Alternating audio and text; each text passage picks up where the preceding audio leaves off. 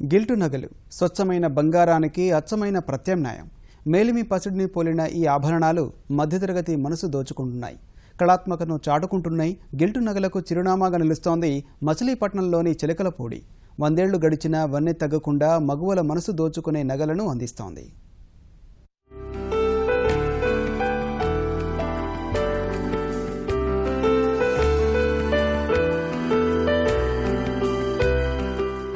ధనిక పేద ఆడ మగ తేడా లేకుండా అందరూ మక్కువ చూపేది ఆభరణాలపైనే.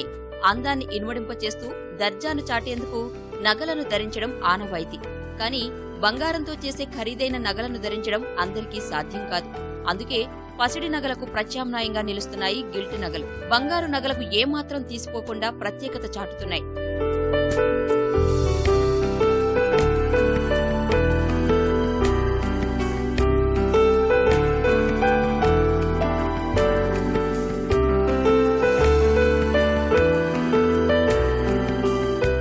మచిలీపట్నంలోని చిలకలపూడి అంటేనే గిల్టు నగలకు ప్రసిద్ధి.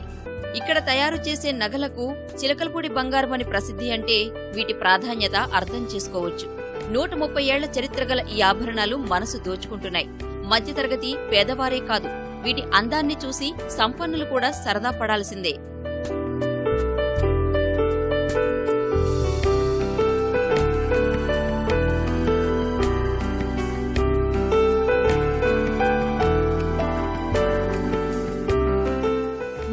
నుంచి కంఠాభరణం, హస్తాభరణం, వడ్డాణాల వరకు ఏదైనా సరే చిలకలపూడిలో చేయి తిరిగిన పనే. దేశవ్యాప్తంగా వివిధ ప్రాంతాలకు గిల్టు నగలను పరిచయం చేసింది కూడా ఇక్కడి కళాకారులే. ఇత్తడి, రాగి సహా పలు లోహాలతో గిల్టు నగలు తయారు చేస్తుంటారు. కాస్త వ్యయంతో బంగారపూతతోనూ నగలను తయారు చేసి ఇస్తుంటారు. చిలకలపూడి నగలకు చెన్నై, బెంగళూరు, కోల్కతా వ్యాపారుల నుంచి మంచి డిమాండ్ ఉంది. కాస్ట్ ఎక్కువ ఐటమ్ అయితే కాపరు, బ్రాసులోనే తయారవుద్ది. కొద్దిగా కాస్ట్ తక్కువలో అంటే సిమెట్లు, లెడ్, కేడియం అనే మెటల్తో తయారవుతుంది అనమాట.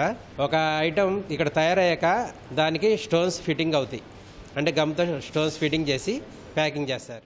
రసాయనాలు, యంత్రాలను అధికంగా వినియోగిస్తూ గిల్టు పరిశ్రమలలో ముంబై, కోయంబత్తూరు ఆధిక్యత కనబరుస్తుంటాయి. అయితే కళాత్మకత, వినూత్నమైన నమూనాతో ప్రత్యేకత చాటుకుంటూ ఉనికిని నిలుపుకుంటోంది చిలకలపూడి.